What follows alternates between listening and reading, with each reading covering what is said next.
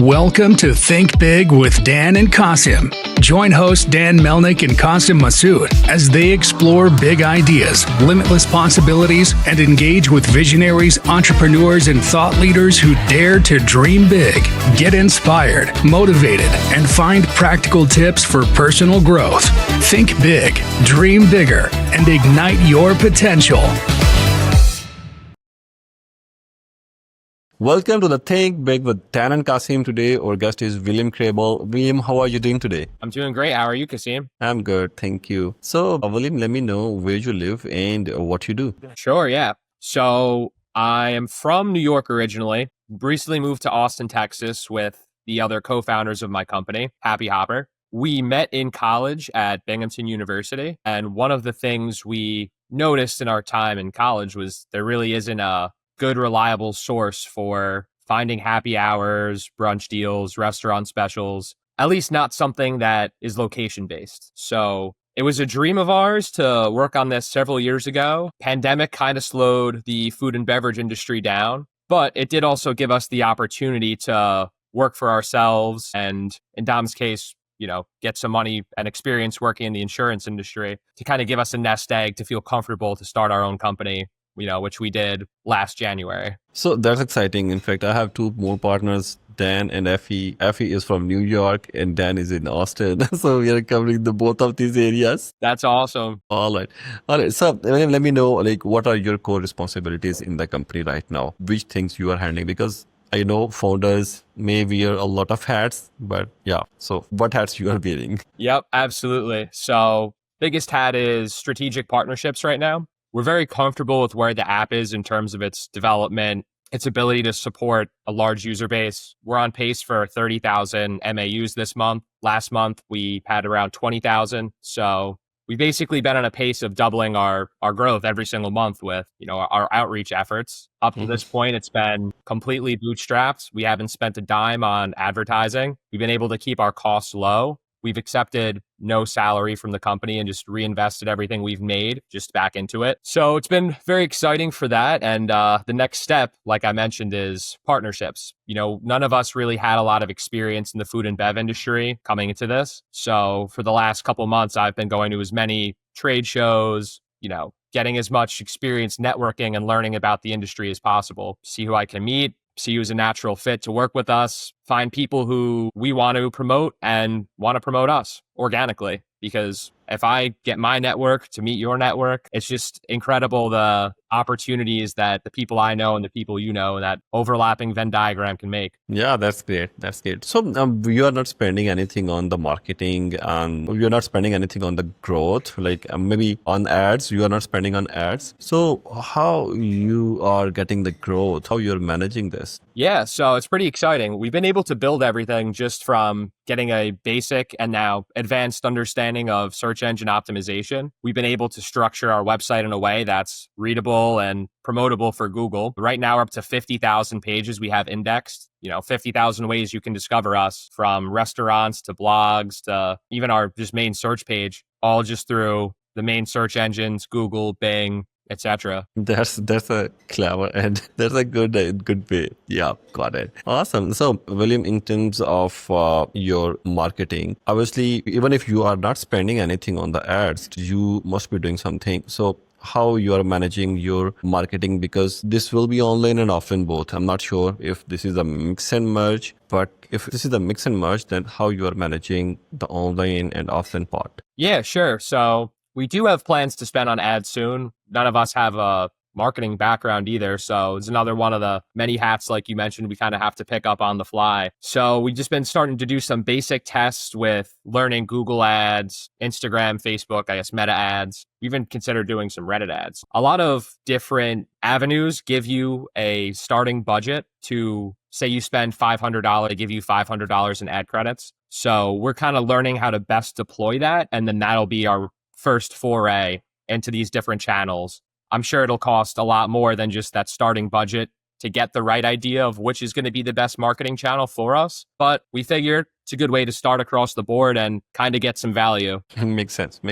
All right. So, William, I'm sure you must have faced a lot of challenges because for an entrepreneur, every day there's a new challenge. So can you please share one biggest challenge or maybe the one most interesting challenge that you have ever faced? And if you were able to cope up with it, can you let us know how you were able to cope up with that challenge? Yeah. So I would say the biggest challenge we faced is probably when we were all working from different areas of the country. There's definitely a lot of benefits to work from home and the online culture. But for us trying to build a tech product like this, the delays in communication we'd have from me being in the city, Dom being in the suburbs of the city even, and Matt being based in Cleveland were all kind of just unnecessary delays that we've since remedied by moving to Austin, living in the same apartment complex, having a co-working space we show up to every day. And it's just amazing the amount of ideas we're able to bounce off each other. And it's really incredible the growth we've experienced since January when we all got together in person. Yeah, I think whenever you are going to do something related to the software, in this case, there is a lot of invisibility as well, because if there is a home, you want to build a home, you can see the progress.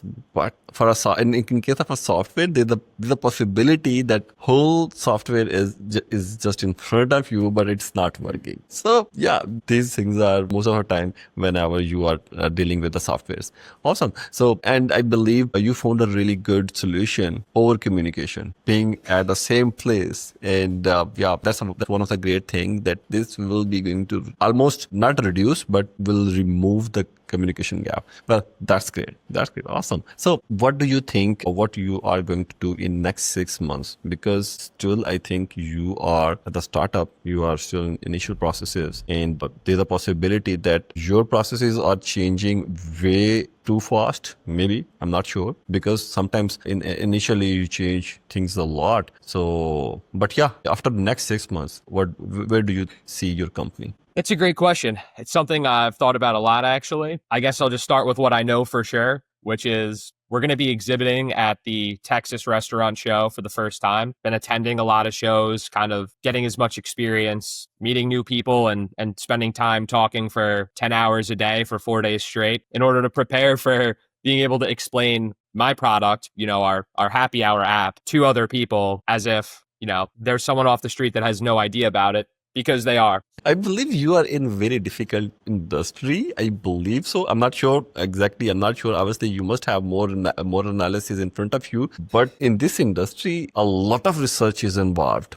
And meeting new people every day and finding what people are thinking about. So obviously, people are different. Everybody think differently, and you have to entertain everything. Yeah, exactly. So it's a great industry to be in. I'll be honest with you. It's very collaborative. Mm-hmm. So most of the people that I run into are very open to speaking about their company. They want to help you. They want to help themselves. Everyone's kind of looking to grow together, which is awesome. And it's an industry that will always be around. Everyone needs to eat. Everyone needs to drink. So being able to help people find ways to do that cheaper, and on the restaurant end, being able to find ways to fill their slow hours with additional customers has just been a very rewarding experience. But you're connected with both of the sides. You are connected with the vendor side, you are connected with the end customer side as well. So which one is the most difficult? Obviously, I don't think so that vendor side will be difficult, but I think customer side is more. But yeah, what your analysis says. Customer side's been incredibly easy. I've never received bad feedback for people who, I just say I help people save money and they're curious how. I explain why. Everyone always tells us, I need a happy hour app. I need to find this. Anyone who's interested in going out always just wants to spend less. So I never receive negative feedback from that. In fact, sometimes I kind of wish I did, so I could just find ways better. But it's nice to hear that, all the time. And then on the restaurant owner side, it's probably a little bit more difficult to communicate with them, being that I don't have any experience in the food and beverage industry. The story I tell people is I delivered pizza for a day. That's all I have to my credit as far as hands-on experience goes. So I can't really, sympathize or understand fully the angle of what it's like to be in food service. I think you are doing pretty well. In fact, once upon a time, like before COVID, I worked in this industry and it was pretty hard for me at that time. But I think you are doing really well and you know what you are doing. So that's why you are not facing those challenges. Well, awesome. Thank you. Awesome. So, William, what will be your success? How you measure your success? Obviously, other than the numbers, other than the revenue. Right. Yeah. That's a very tough question to ask. Something I don't really have a good answer for, honestly. All I know is that I love what I'm doing right now. It's every day is just like a fun challenge to be able to balance social media, other kinds of outreach, figuring out the next step with ads. Last week we've been talking with several different graphic designers to try to kind of overhaul some of the more tech looking aspects of our site to make it more looking like an app and make it a little bit more user friendly. So it's always something new. And I think that it really plays to my strengths of being a big picture thinker and kind of being able to adapt to different situations. Makes sense. Well, William, it was really nice talking to you. Please, at the end, can you give us the biggest piece of advice for our viewers? Our viewers are, again, the entrepreneurs and the ones who are thinking to be their own boss. Yeah, sure. So it's easy for me to say because I was able to save up enough money from when I worked in corporate and kind of got lucky with a couple businesses right out of college. So for me to be able to take a risk like I'm taking right now, where, I haven't made any money for the last year and a half other than investment income. So it's tough for me to just tell someone, go for it, like take the risk, because I kind of had a nest egg built up. But I will say, like, You are not going to say, you are not going to say run. Find something that like gets you closer towards your goal if you know what that is. So if you are going to work in a corporate job, work in the industry you want to be in, even if it's not for yourself right away. Get that experience, do everything you can, network with as many people as possible. LinkedIn's been great for me to meet new people, and that's how I got connected with you guys. So it's really amazing, like just the connections you can make by paying attention, keeping an open mind, and not being afraid to follow your dreams. Awesome. In fact, once I was doing an interview with an entrepreneur who was doing the business of beverages, and when I asked him for the biggest piece of advice, he said, "Run. Way too difficult. This is too difficult to handle." Well, also, William, I really enjoyed the conversation. It was really great to have you on our podcast. And then please let our viewers know how they can reach you if someone wants to reach you or wants to know about your product. So please, go ahead. You can share anything. Sure, yeah. Download the Happy Hopper app, Google Play Store, Apple App Store. Check out our website if you don't want to do that. And if you want to message me, feel free to reach out on LinkedIn, William Crable. Send an email to will@happyhopper.app. I'm always available. I'll talk to anyone. Awesome. Well, William, again, thanks. And really nice to meet you. Nice to meet you too, Qasim. Thanks for having me on. Thank you. Have a good day. Bye-bye.